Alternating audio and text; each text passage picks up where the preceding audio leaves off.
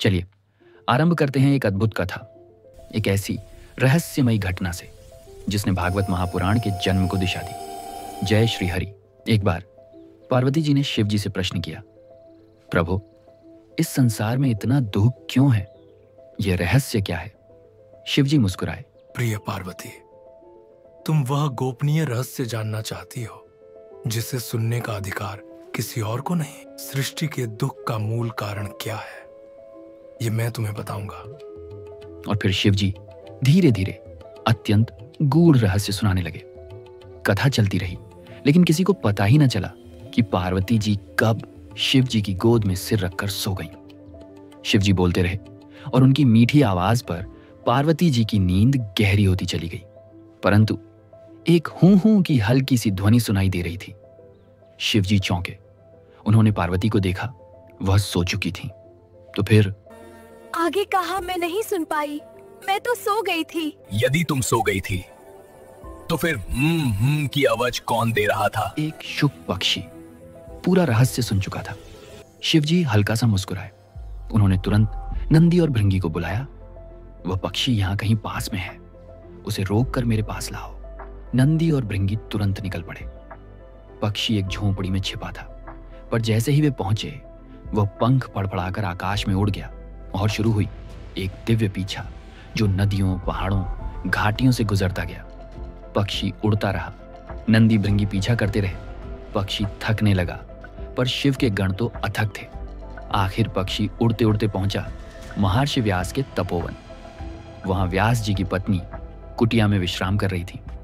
थका मांदा पक्षी अपनी जान बचाने के लिए सीधे उनके मुख में घुस गया और गर्भ में प्रवेश कर गया। नंदी भृंगी समझ गए, यह तो पिता का आदेश है, पर यह स्त्री गर्भवती हो चुकी है, हम क्या करें? वे कैलाश लौटे। शिव जी ने सब सुनकर कहा, जो होना था हो चुका, यही नियति है। समय बीत गया। व्यास पत्नी अब गर्भवती थी, किंतु गर्भस्थ बालक बाहर आने को तैयार ही नहीं था। 1 वर्ष, 2 वर्ष, 5, 12 वर्ष बीत गए। व्यास पत्नी का शरीर पीड़ा से टूटने लगा। व्यास जी गर्भ से बोले, पुत्र बाहर आओ, माँ को कष्ट हो रहा है। भीतर से बालक की स्पष्ट आवाज आई, पिताजी, जब के संसार अपनी माया जाल नहीं उठाएगा, मैं बाहर नहीं आऊंगा। व्यास जी ने देवी महामाया से प्रार्थना की, माता कुछ क्षणों हेतु अपनी माया उठा लो, मेरी पत्नी मर जाएगी। प्रार्थना स्वीकार हुई और तभी पूरे संसार से माया जाल कुछ क्षणों के लिए हट गया। संसार की स्थिति बदल गई। मैं क्या कर रही हूँ? इस संसार में कौन किसका है?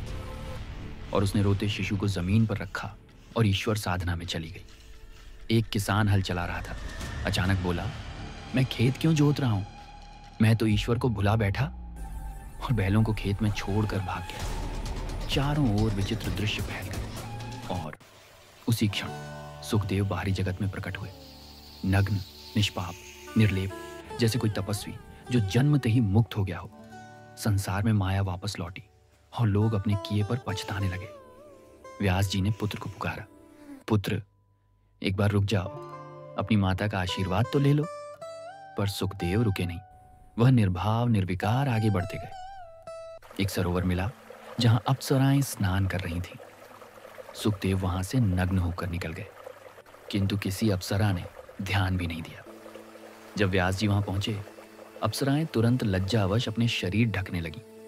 व्यास जी क्रोधित हुए, मेरे पुत्रा को देखकर तुम्हें लज्जा नहीं आई, मुझे देखते ही लज्जा क्यों?